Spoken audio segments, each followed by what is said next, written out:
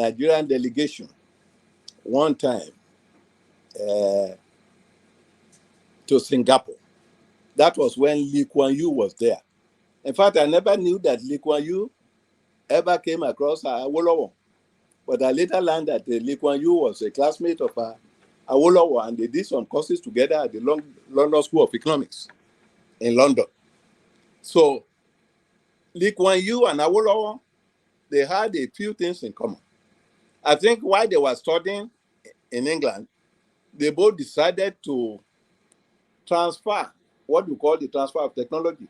Some of the things that they learned in England, they wanted to go back to their country and repeat it. And the two of them, out of so many other leaders of Africa, I think you can add Kwame Nkrumah to that list too. And some of the independent leaders of Africa who studied in England. But I know the three of them. Kwame Nkrumah, after leaving, I think, Lincoln University in Pennsylvania, went to Manchester and was for many years in England. And it was from England that he returned to Ghana. He wanted to do everything that was good in England. He wanted to transfer that something to his own country. The same thing with Obafemi Awolowo, and the same thing with Lee Kuan Yew. Now, I was saying that Lee Kuan Yew was allowed to rise to leadership in Singapore. Awolowo tried over and over again, but he was never allowed to rise there. And that was because the Hausa Fulani and the Igbos, because that is the order, they both conspired, ganged up against him, and made it impossible. So the only thing he could become was leader of opposition. And even when he became leader of opposition, he took it, hoping that in the next election, the opposition might be able to win. But that became impossible.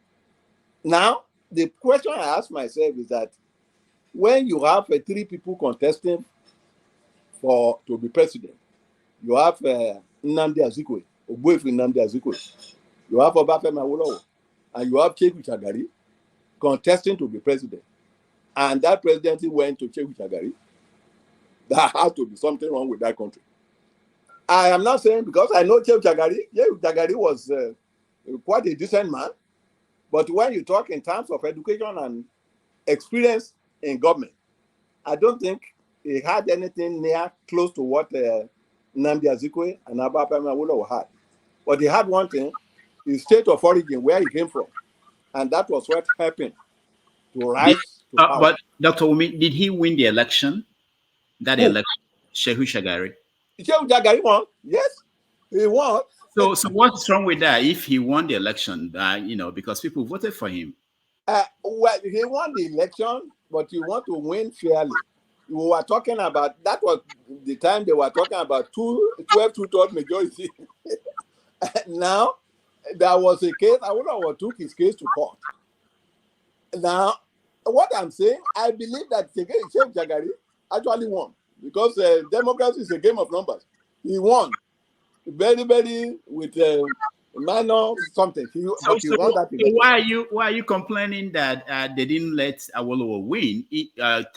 I'm not complaining that they didn't. I was not complaining that they didn't let Awolowo win.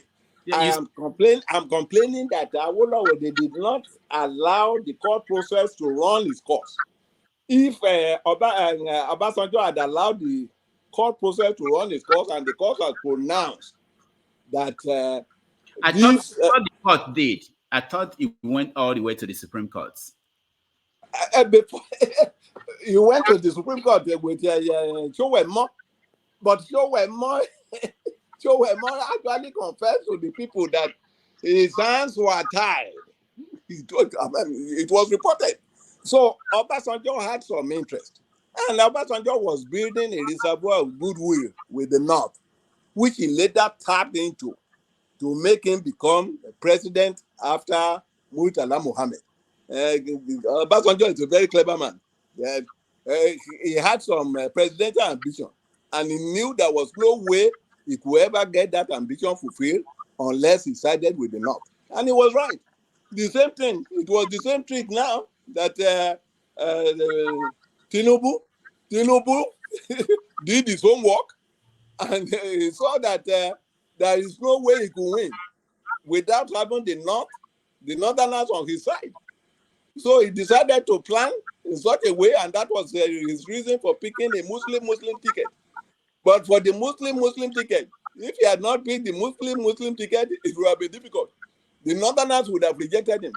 And today, Atiku Abubakar would have been president. Yeah, and a number of things happened. Maybe we can talk about that as we go on in this interview. But what I was saying was that I believe, because I was in government at the time, I believe that Sheikh Jagari actually won. He won narrowly at the time. But apart from his winning, it was clear that Obasanjo was the head of the military government at the time, wanted Sheikh Jagari to be the winner. I happen to know Sheikh Jagari very closely too when I served on the committee that you are talking about, where you made your introduction. He's a gentleman. He's good. But what I'm saying is that in a situation, I mean, take for instance, Tafawa Balewa was the first prime minister of Nigeria. At the time, Nnamdi Azikiwe wanted to be prime minister. Obafemi Awolowo wanted to be prime minister. But the prime ministership went to the least qualified among them. He was a grade 2 teacher. He went for some training course in England, and he came back. Although he's a good man too, I'm not criticizing him, but out of the 3 people that competed to be prime minister of Nigeria at that time, if I was in charge, I would have picked either Nnamdi Azikiwe or Obafemi Awolowo, but that did not happen. And but in spite of his grade 2 teacher, I think he was one of the best leaders, prime ministers Nigeria had. Well, I mean, we have to make do with what we have. You might wish for the best, but if the best doesn't come, then you have to live with what you have. So that is the situation.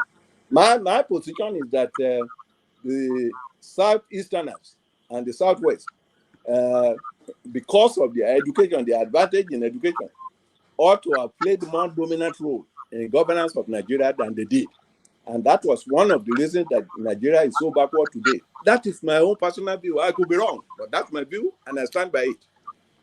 All right. Thank you, Dr. Wunmi.